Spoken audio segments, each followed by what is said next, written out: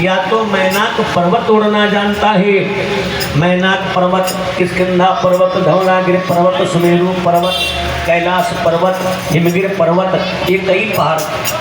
प्यारे बंधुओं, कई पर्वत थे। धवलागिरि पहाड़ था, हिमगिरि पहाड़ था, मैनाक पर्वत था, किष्किंधा पर्वत था, द्रोणागिरि पर्वत था, अनेक पहाड़ थे। लेकिन एक मैनाक पर्वत था जिसके पत्थर लगे हुए थे। ये मैनाक पहाड़ उड़ना जानता था। और ये मैनाक पर्वत है किसका पुत्र? राजा हिमांचल का। राजा हिमांचल ने इसको अपना बेटा माना है। क्यों?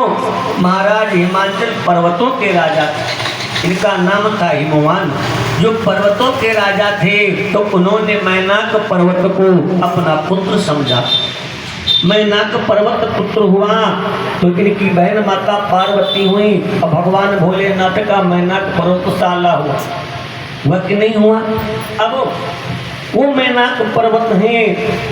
आज सोचा रावण ने, या मैनाक या खगपति होई, या तो मैनाक पर्वत इतनी तेज उड़ता है और या तो सबसे ज्यादा कौन उड़ता है?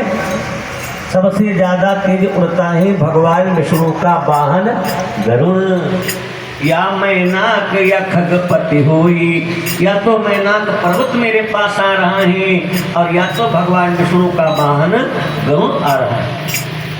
लेकिन उसे क्या पता इतनी तेजी के साथ ये गिद्धराज जटायु आ रहा है। ये संपाति का भाई है, अरुण का बेटा। अरुण के दो पुत्र थे, एक का नाम था जटायु, एक का नाम था संपाति। अरुण गरुण दो भाई थे। तो गरुण जी ने अपनी शादी नहीं करी थी, ये भगवान की सेवा में लग गए, भगवान का वाहन बन गए। और अरुण के जो दो बेटे थे जिनका नाम था जटायु और संपाति। तो संपाति जो था वो समुद्र के किनारे रहता था और जटायु पंचवटी में रहता था, जिससे राम की मुलाकात हुई थी और कहा था सदा हम तुम्हारी रक्षा करेंगे प्रभु, आप यहीं पर विद्यमान रहो। आज कहा दुष्ट रुक जा, गंगा जली को चुरा करके अपने जीवन का कल्याण चाहता है। आज शक्ति माँ भवानी जगदम्बा को छोड़ दे, अपने प्राणों को क्यों खोना चाहता है? रावण ने कहा, अरे मूर्ख तू कौन है? कहा मैं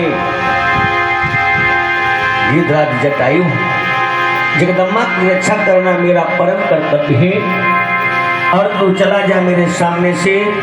रावण ने कहा, अरे मूर्ख तू मुझे ज्ञान देता है, अपने बल को तू दिखा और अपने बल को मैं दिखाऊंगा। आज माता सीता को रथ के नीचे जटायु महाराज उतार लेते हैं, रावण फिर पिछला लेता है। कई बार ऐसा हुआ। अब तो गिद्धराज को बड़ा क्रोध आ गया। क्या किया?